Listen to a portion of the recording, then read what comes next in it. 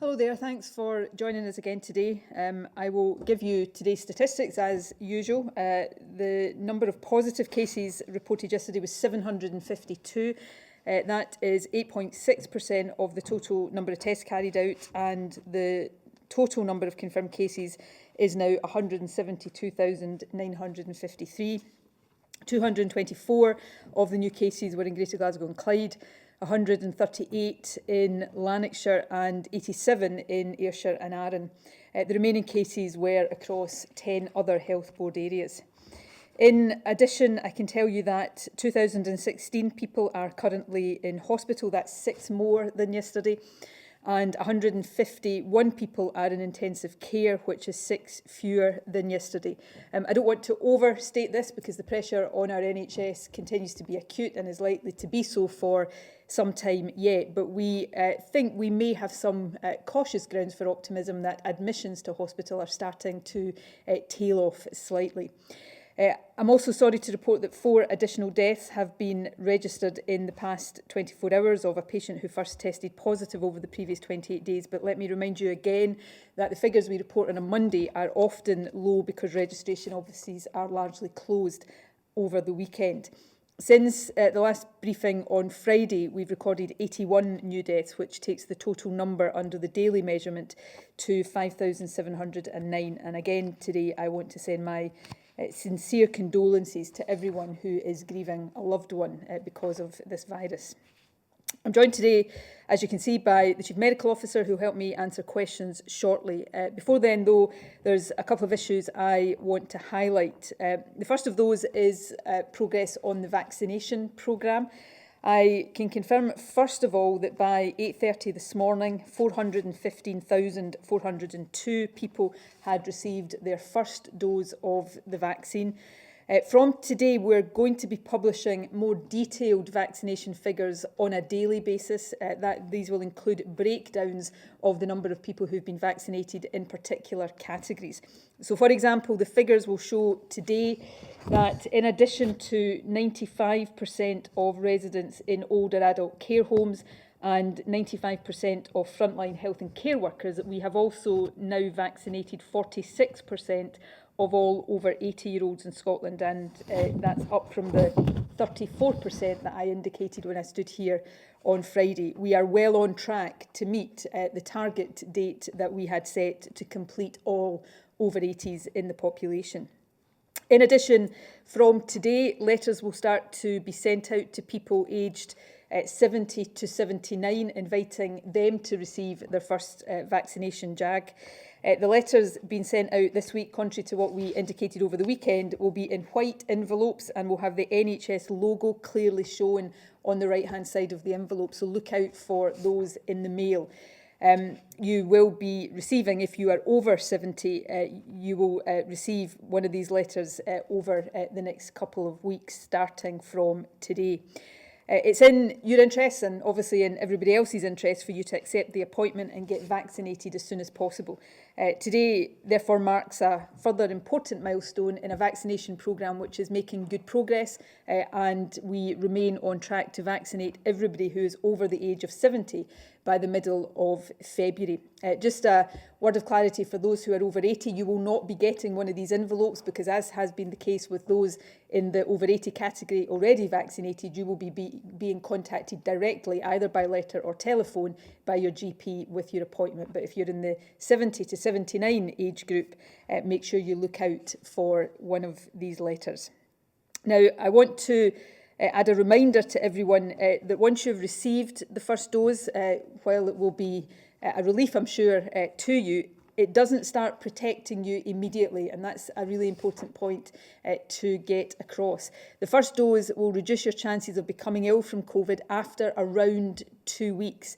And even then, though, we don't yet know, the scientific community doesn't yet know whether it will stop you passing COVID on to other people. So for both of those reasons, it's very important for you still to stick to the current rules and guidelines even after you receive your first vaccination dose.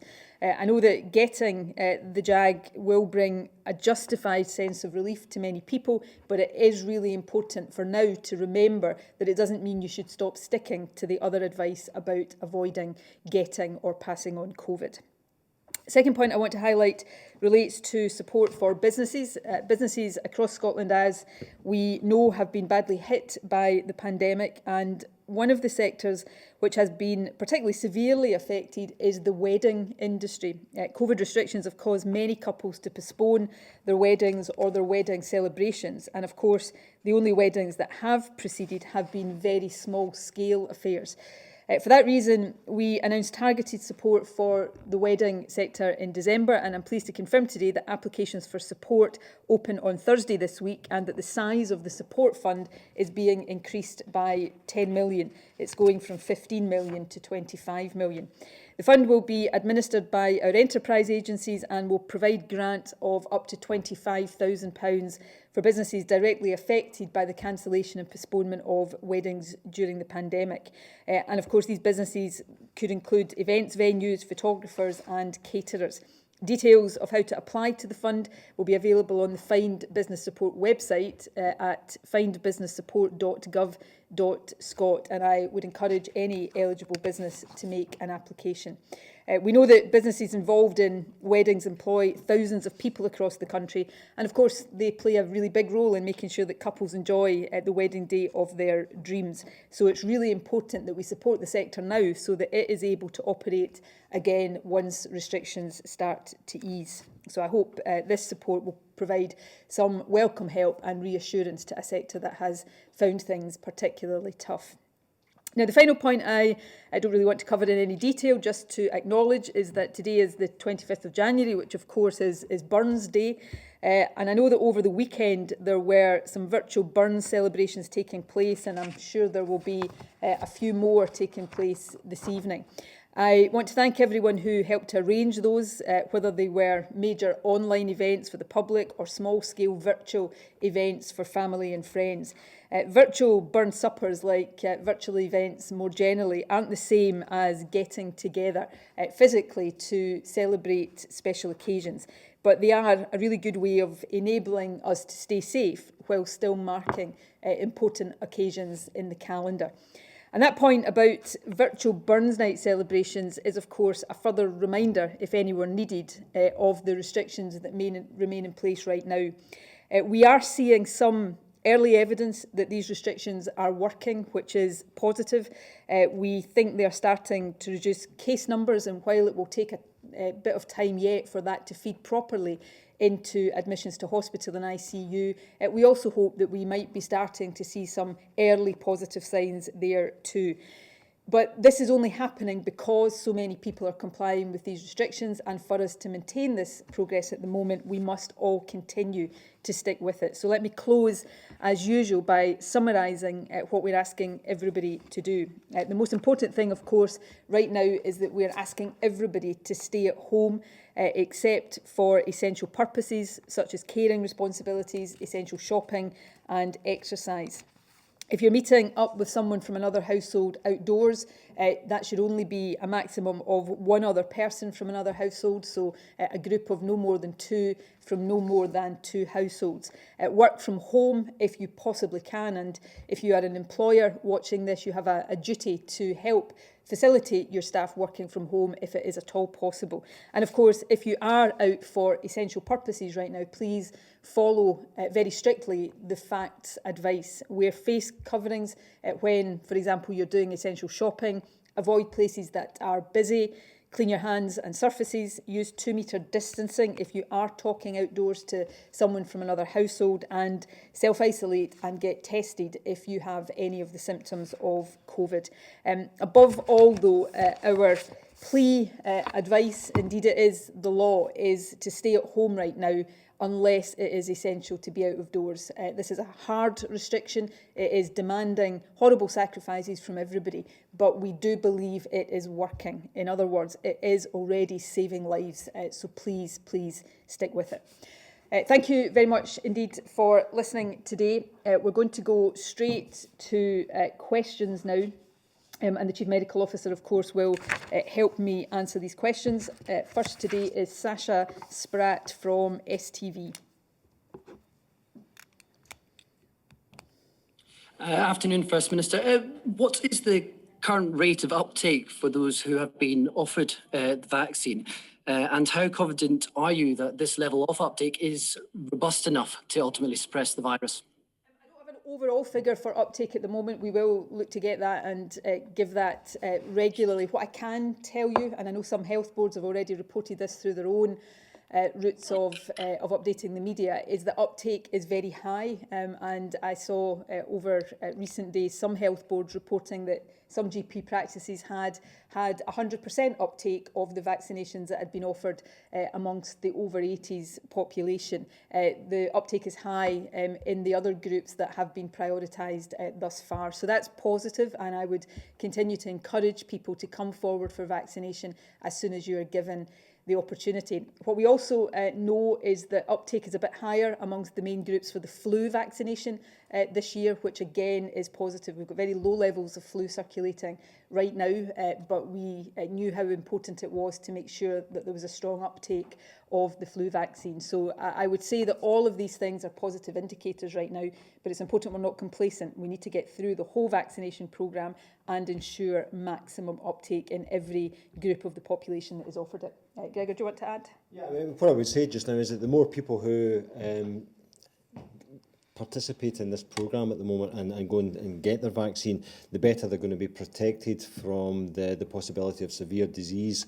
At this moment in time, we still don't know the impact of the vaccine on transmissibility of the virus, so we'll be monitoring that over the coming weeks, and we expect to be able to say something about that in a few weeks' time as to whether the vaccine actually has an influence on its ability to be able to transmit between people as well. Clearly, that's an important piece of data that is missing just now, but the key thing just now is that we have very good data that shows the high protection levels that this vaccine provides to people, and I would encourage anyone who receives an invite to go for it to make sure that they avail themselves of the opportunity.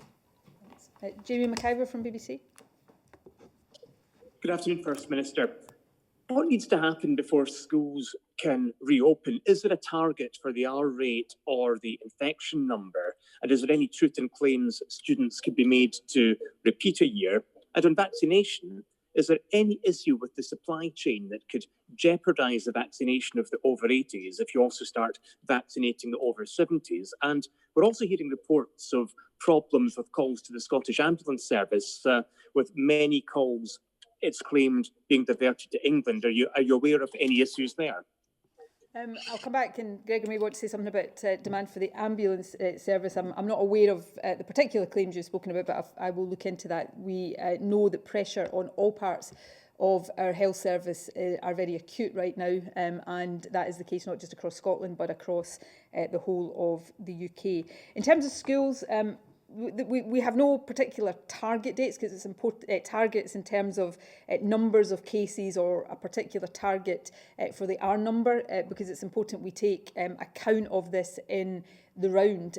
But a key requirement is that we get community transmission much lower than it is right now. Community transmission, we think, is starting to decline, but it is still at quite a high rate. We've got fewer than 1,000 cases today, which will be the first time we've seen that in quite some time. I would put just a slight caveat around that we're just checking to make sure that there's no issue there in terms of the flow through of test results that might be on a Monday after a weekend artificially depressing that figure. But generally we think community transmission is starting to reduce, but we need to get it down much more than that. We have no plans at the moment to ask people to young people to repeat a year. We continue to look at all ways in which we can support young people during a very difficult time, and the SQA, Education Scotland, the government, of course, keep the whole issue under review on an ongoing basis. We have no concerns at the moment about the supply chain that would allow over 80s to be vaccinated. We are well on track to meet the target we set for that, and then we will move into, our boards are already, as I say, putting out the letters to move into the population group between 70 and 79. We do know further along the way that Pfizer, for example, has rescheduled some of its supply, so we will still get the same number of doses, but it will be phased differently. And obviously that's something that those who model supply versus demand as we go through this vaccination programme are paying very close attention to, because as we go through the next few weeks, getting closer to the 12-week interval, we need to also make sure that the supplies are there to do second doses. So these are things that are kept very close to by our modelers on a daily basis. I don't know, Gregor, whether you want to say any more on the ambulance service question? Jamie, I mean, there are well-established resilience procedures across the UK between the four nations at times when any one of the ambulance services in those four countries come under particular pressure with the call volume that they're experiencing, where those calls are diverted for a period or a short time to other agencies who can then pick that up. Scottish Ambulance Service do it for other nations at times. Other nations do it for us at times, and I'm aware that at the weekend there was a period where that process was put into place. But as I say, that's something which is part of the normal resilience planning for all of these ambulance services, and it's something which we not infrequently see, particularly during the winter period. Peter McMahon from ITV Border. Thank you very much, First Minister. First Minister, to you, you mentioned there the 12-week gap between JAGs. Are we to take it from that you and your advisors believe that is still safe? After all, there were some calls over the weekend from the BMA for that period to be narrowed to 6 weeks, which would obviously have implications in terms of the people further down the priority list in terms of them getting the JAGs. And could I ask specifically about the spike in Langham and Canonby over the weekend? That's led to the introduction of community testing there. When there was a spike in Stranraer, and there were calls, including from an MSP of your own party, Emma, for testing to be done there, that didn't happen. I wonder if just somebody could explain why that is. Is that inconsistent, or are there good reasons why you might do community testing in one place and not in another? There will be reasons why we attach resources to community testing in particular areas, and that will depend on the view of the local health teams as to whether that is required or not. And we have growing mobile capacity that we can use flexibly. So I'm not aware, Gregor may be, but if not, we can have a look and come back to you if there are any more specific reasons behind those decisions. But these are decisions that will be very much driven by the judgments and the considerations of local health teams. I'll also hand over to Gregor on the 12-week dosing interval point as well. That is the advice that government has from the Chief Medical Officer, that has come from advice given by the JCVI and the MHRA, that at this stage in the pandemic, the priority should be to get a first dose of vaccination to as many people as possible, as quickly as possible, and the view being, and I've seen this, I've seen the letter challenging that you referred to over the weekend, but I've also seen comment by other experts saying that in their view it is the right approach, because the view is that the level of protection, albeit with that 2-week or thereabouts interval before the protection kicks in, the level of protection from the first dose is significant.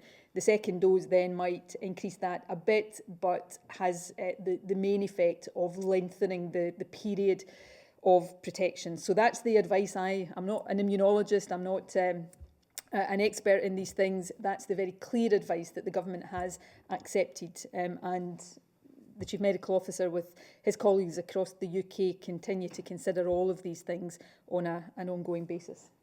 So Peter, this is a decision that's been considered very, very carefully by the independent experts on the JCVI, and for this point in the epidemic that we're seeing just now, with epidemiology that we're seeing across the UK, the appropriate the appropriate approach is to make sure that we are protecting as many people as possible, as quickly as possible. And the data in terms of the effect is encouraging in that respect, because what we see is we see a very high protection from that first dose that lasts for quite a significant period in time. Now, no one's saying that people shouldn't get a second dose. That second dose is then to make sure that we provide an additional few percent of protection, but also to make sure that we prolong that protection for as long as possible. But much of this judgment that we're speaking about here from the JCVI is given by experts in this field who have looked at vaccinations and the performance of vaccines for many, many decades, and the common scenarios that they encounter when those vaccines are given. And I heard one of the members of JCVI give a very, very good account this morning of how very commonly what we see with vaccines is this additional protection, which is made even more significant when that second dose is delayed. And also that at this moment in time, there is nothing to suggest that the immune response that the human body provides in this actually declines within that 12-week period. In fact, his very clear opinion based on his knowledge of the immunology of this response was that over that period it's likely to continue to increase. We, of course, will continue to monitor all the data in relation to this just now, but I'm confident that this approach is the right approach for the point in time that we are just now. Alan Smith from Bauer.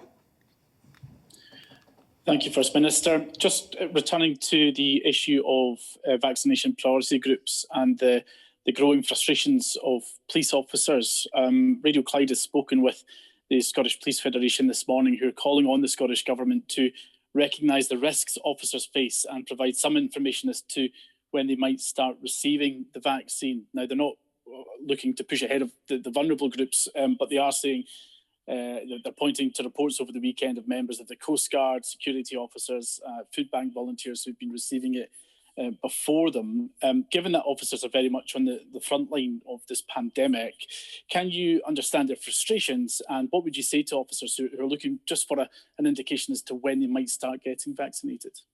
So, do I understand frustrations? Of course, everybody wants to get vaccinated as quickly as possible. I would love to get it today, and don't get me wrong, I am not suggesting, I hope no police officer suggests that I've got the same exposure to the public in the ways that they do. I'm not making that, I'm not trying to make that point. I'm simply saying, yes, I understand the frustration that everybody wants to get vaccinated as quickly as possible, but we are following the JCVI clinical priority recommendations because that is a list and an order of priority that is considered to be delivering the greatest impact to those most vulnerable most quickly. And it is doing it in that order that will allow us to reduce the death toll, to be blunt about it, from this virus most quickly. So if the reason the elderly care home population is the top group is that I think the number is that for every 20 vaccinations you carry out, you will save one life. The further down that group you go,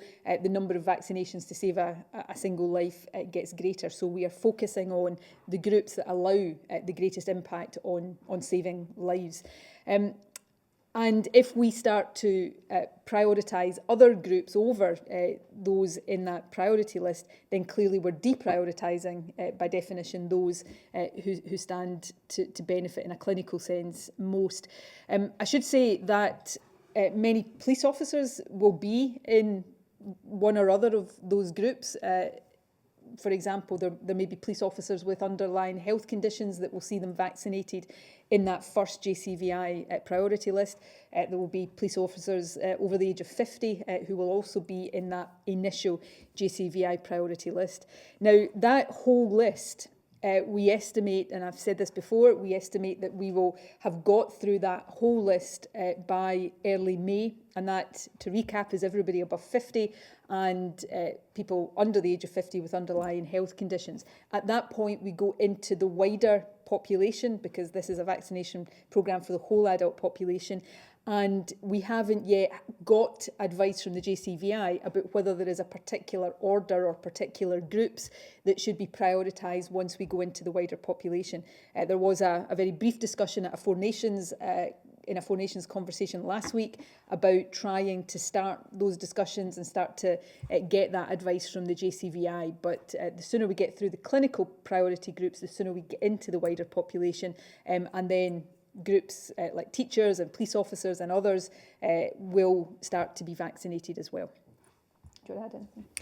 We've all been waiting for this vaccine for many months, and I understand the frustration that people feel when you're in a group where you can still see that perhaps your vaccination is a little while off yet. But the JCVI have designed the UK programme in a way that we can try to protect and save the lives of 99% of those who are most vulnerable to this virus just now. That's why it's framed in the way that it is just now, and it's really important that we continue to work through those groups as quickly as we can to protect as many people as possible from, let's face it very bluntly, the risk of death and severe illness in those groups. And once we have done that, we'll be able to think through the steps that we need to then take to protect those other people across society. It's worth noting as well that even in those groups that we see just now and that we're currently prioritising in phase 1, even beyond that, there are a significant number of people who are likely to end up in hospital or even in ICU as a consequence of catching COVID. So it's really important that we make sure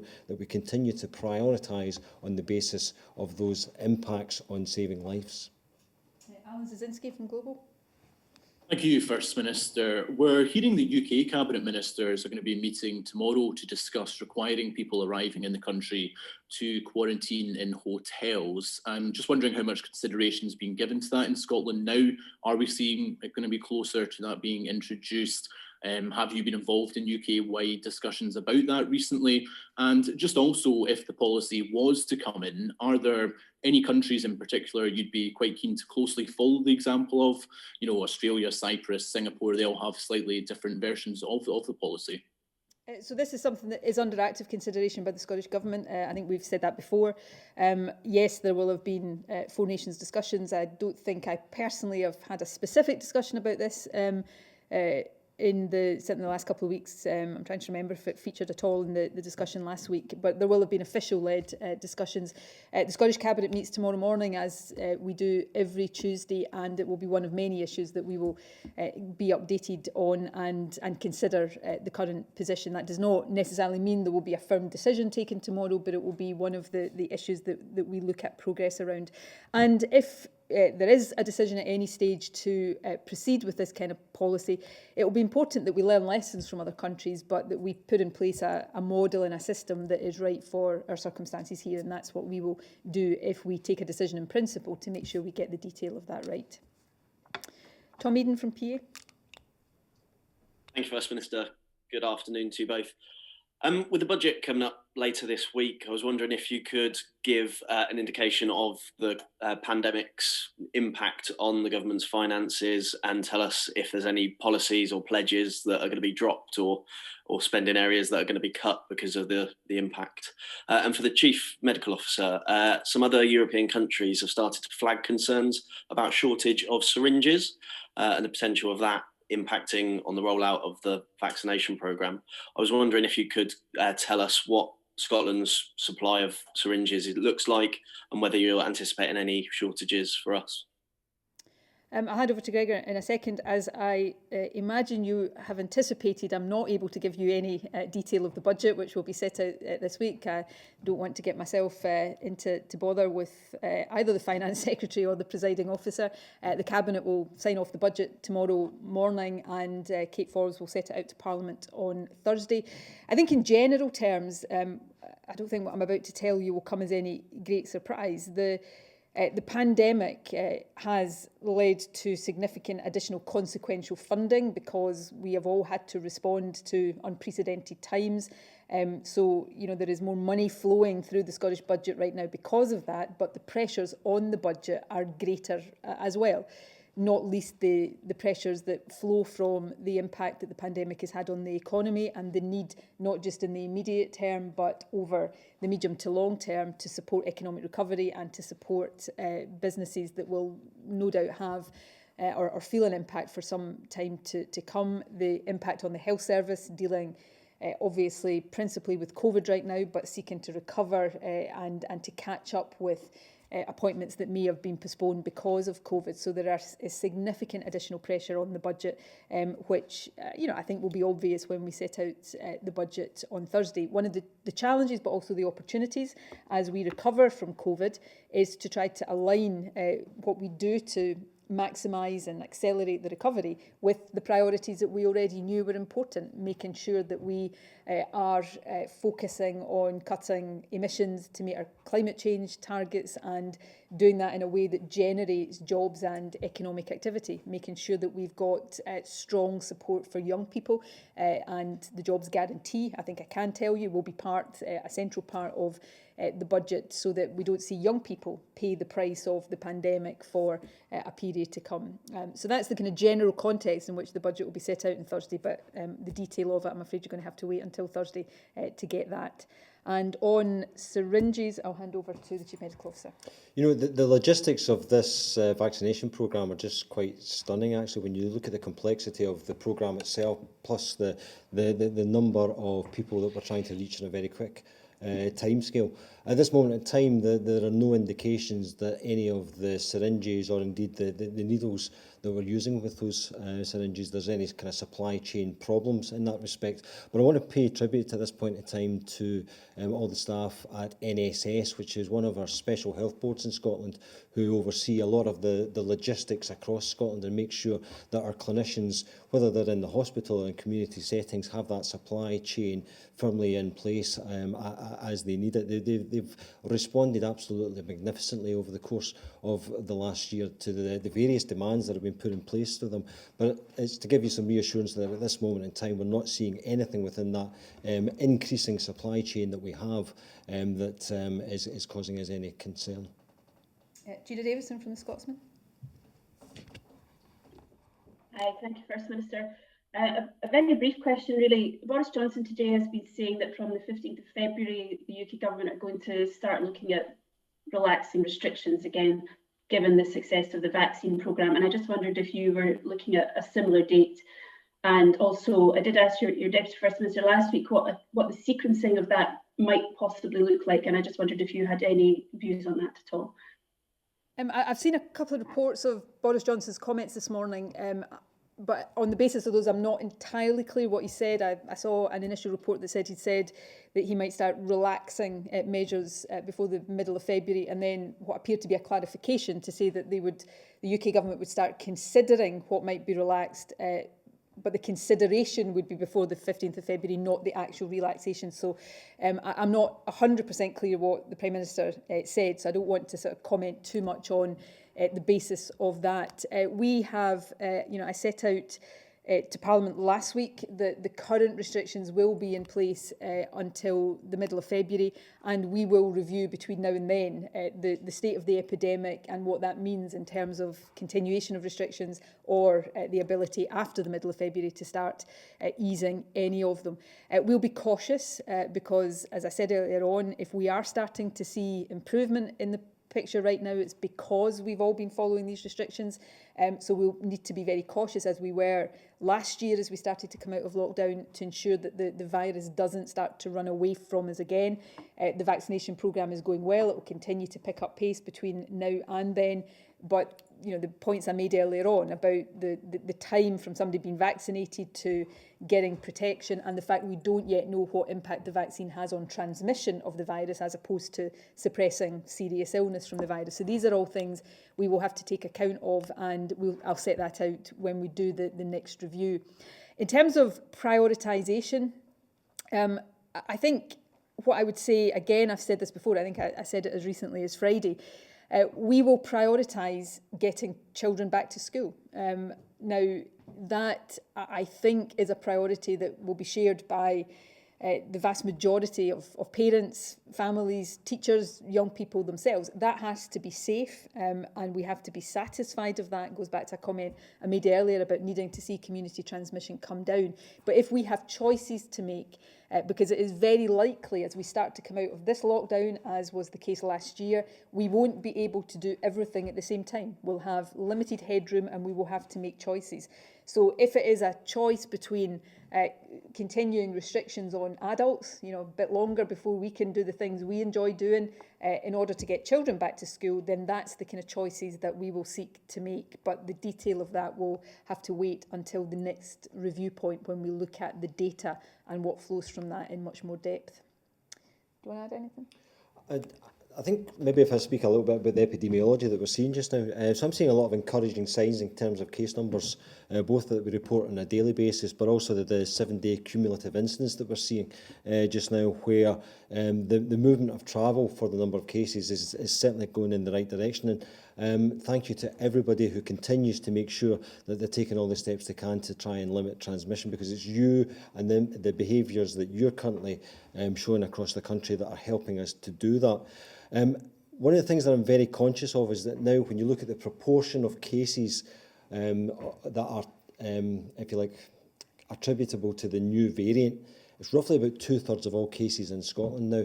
And what that means, in effect, is that the majority of cases that we're seeing in Scotland are of this new, more transmissible variant. So we need to be really, really careful, really cautious in the way that we begin to open up the country again, because it will take very much less as we do that for the signs of that transmission to take effect just now. But we are seeing R closer to 1 than we've seen for a long time. We're seeing the potential for actually a negative growth in terms of cases across the country. All these things we should, as I say, take a lot of encouragement from, but we just need to stick with it for a little bit longer. Chris Musson from The Sun. Hi, First Minister. When you've been asked about the slower rollout to over 80s than in, say, England, you've said that you've taken a deliberate decision to focus initially on vaccinating older residents in care homes, and that it takes longer because it's more resource intensive. Several GPs have been in touch with us and claimed that this argument is a fallacy and that it's not actually a choice between the two. They explain that special health board teams, which is in your vaccine plan indeed, are vaccinating over 80s in care homes, while GPs are the ones vaccinating over 80s in the community. So effectively different staff. And the GPs say the problem is about supply not getting to them despite it being available. So can you explain in light of this, why is it a choice between the fast rollout to care homes and the fast rollout to over 80s? It's not a choice now in the sense that we are now doing these in parallel, but at an earlier stage in the programme, we focused on care homes and remember that we weren't able to get the Pfizer vaccine into GP practices, so we had to wait until the AstraZeneca supply came in order to allow that to pick up pace. But there is no doubt that we encouraged and took the deliberate decision for health boards to focus on doing the top JCVI recommended group, which is care homes. We now see the over 80s programme pick up pace. You know, I reported on Friday, I think 34%, it's 46% today. That will grow on a daily basis as we work towards the target, which we are, I would say, well on track to meet for the over 80s population.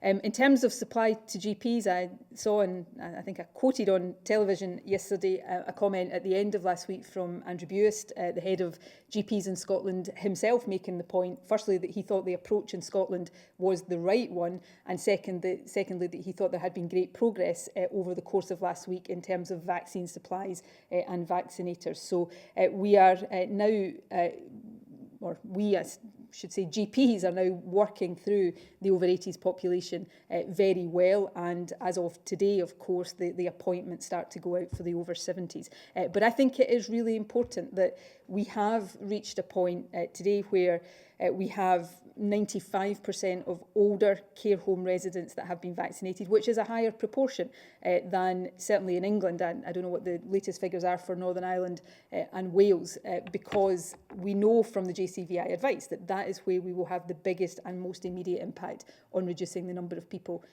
who die from this. And, you know, I guess if it wasn't at any stage a choice, then you wouldn't necessarily see that proportion being lower in England, while their proportion of over 80s in the communities is higher. We have made decisions, but I think as we go further through this programme, these differences will become less marked because we'll be into bigger groups within the community as we are now with over 80s.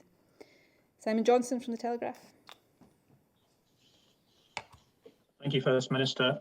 You talk about the vaccination programme picking up pace, and I'm sure that will happen over the coming days and weeks, but yesterday's total of 11,364 vaccinations is the lowest so far during the programme, and it's only less than half the total that was done the previous day. It does suggest that there might be an issue on Sundays.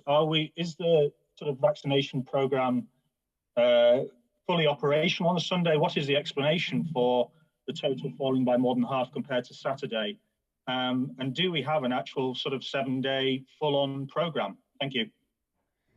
Yes, we have a 7-day programme that will continue to develop as more and larger scale sites come on stream. We're also, and I was having discussions about this just on Friday, looking at piloting 24/7 arrangements so that people, particularly when we get into the wider groups of the population, have choices about the time that they turn up for vaccines. In terms of the weekend numbers, this is the first weekend we've published numbers on a Saturday and Sunday last week, and is it been 2 previous weekends? I can't remember, but we caught up on the Monday with the publication. I think there may still be an issue. I'll happily check and give some more detail of this if it is the case, but there may just still be an issue with a lag in the data from weekends coming into the Monday figures, but I'll look into that a little bit more.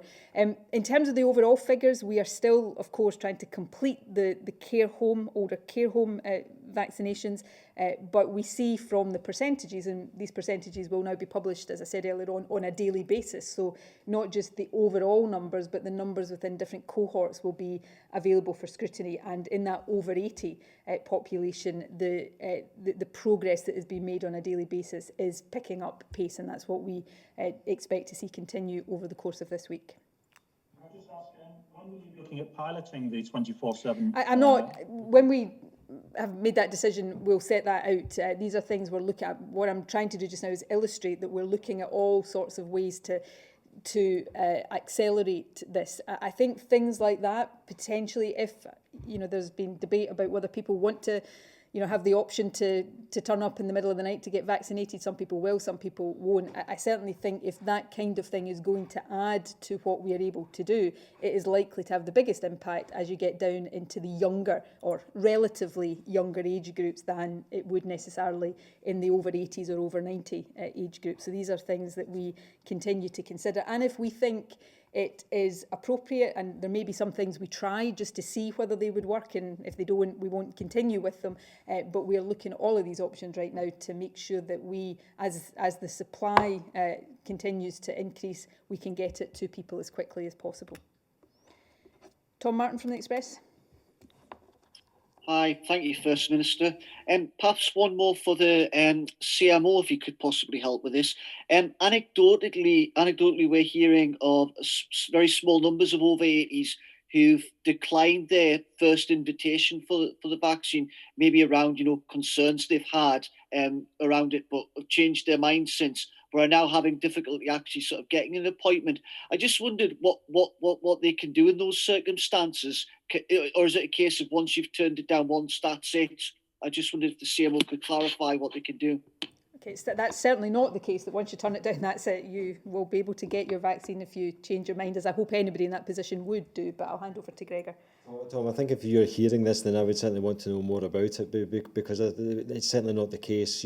People may change their mind, may be uncertain when they first get the appointment. I would encourage everyone to go along and to take up their appointment and chat with the vaccinator about it if they're unsure in that respect, because they may be able to tell them a little bit more about the vaccine and put any anxieties or unease that they have at bay very, very simply at all. But certainly anyone who has at first decided not to take up the appointment and then change their mind, we won't be excluding them from the programme, not at all. And in terms of what they can do in relation to that, I think the best way of handling that just now, particularly for that over 80 age group, is to have a chat with the GPs who are kind of operating with that part of the programme, and hopefully they'll be able to fit them in at a later date, at a later clinic, to be able to kind of participate. And that's probably the best way of managing that. It's those local conversations with people that they trust in particular, whether that be the practice nurse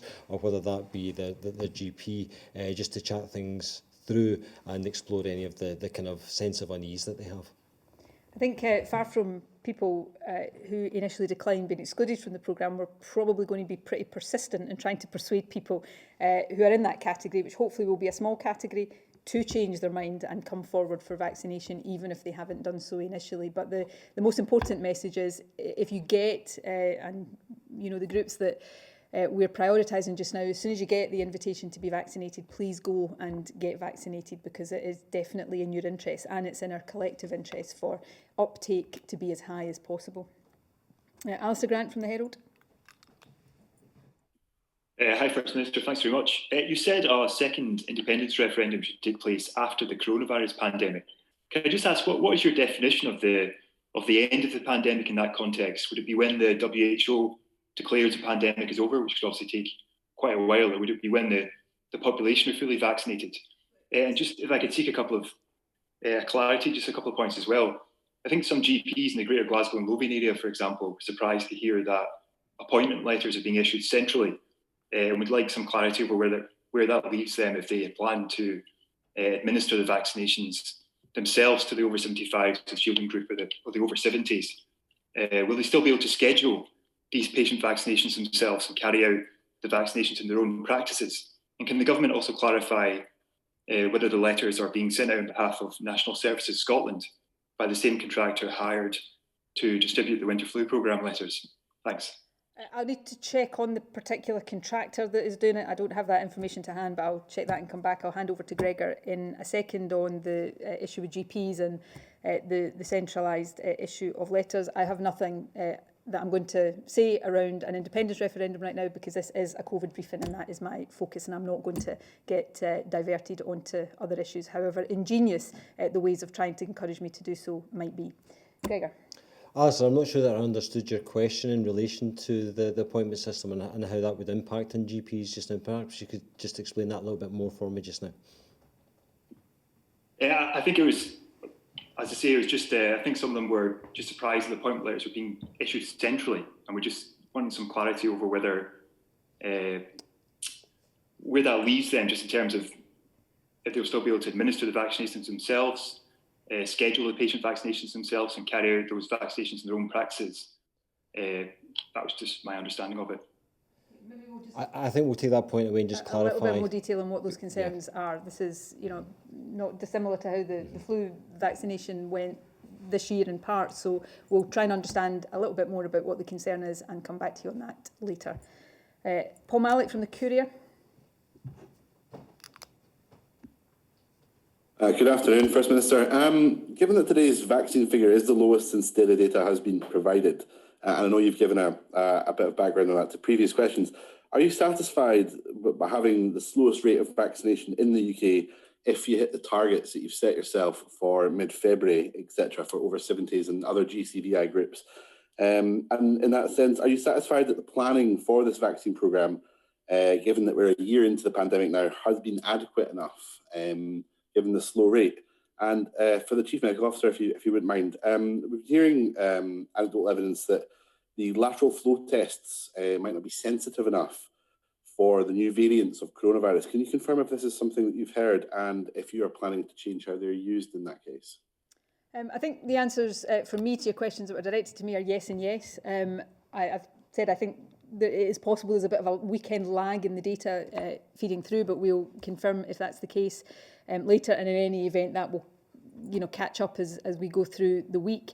I've set out many times, and you know, people can take different views on this. It's perfectly legitimate as it is to question me on the detail of it, but I've set out many times why we, in focusing on care homes first, are at a slightly lower proportion of over 80s, but that is picking up pace now. And I said in my opening remarks, I'm absolutely confident in meeting the targets that we have set. So yes, I am confident and assured around the planning of this, but I'm not complacent about it. We continue to make sure that we are on a daily basis taking the decisions and supporting the wider service service to get this programme administered as quickly as possible. This is the most important thing that the government is doing right now, as is the case for any government that's overseeing a mass vaccination programme. Gregor. So at this moment in time, Paul, the sensitivity and the specificity of the lateral flow devices are probably at their most useful when at a point in time of the kind of epidemiology when you've got a high case rate. So there's symptomatic people and a high presumptive possibility that those would have the coronavirus infection itself. That evolves as the epidemiology, as the case rate begins to reduce over time. So as the prevalence of infections begins to fall, I think that you'll see that we review the use of the lateral flow devices in line with that changing epidemiology. But at this moment in time, there's nothing to suggest at all that particularly the new variants that we're seeing are any more of a problem in terms of identifying them with these lateral flow devices than any other infection. And lastly, Michael Blackley from the Daily Mail.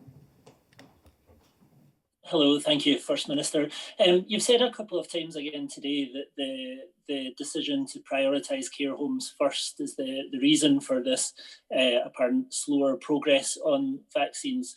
Over the course of the last week, care homes were very much focused on in England, and I think up to the end of Saturday, the figure for England is now that 3/4 of care home residents have received the first dose. Now, in that week in England, every day last week, the total number of doses increased quite substantially every day, from 298,000 on the 19th to reaching 443,000 on Saturday.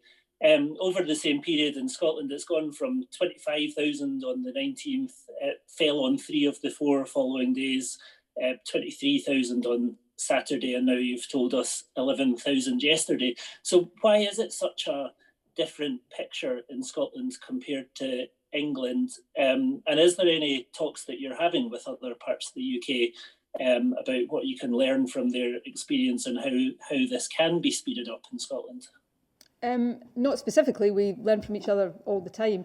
But why is there a different picture on the over 80s? It's because there is, and you glossed over this bit in your question, there's a different picture on care homes. So yes, I heard the Health Secretary, UK Health Secretary yesterday say 3/4 of care home residents had been done in England. So they might have been focusing on that, but they are still significantly behind where we are on care homes.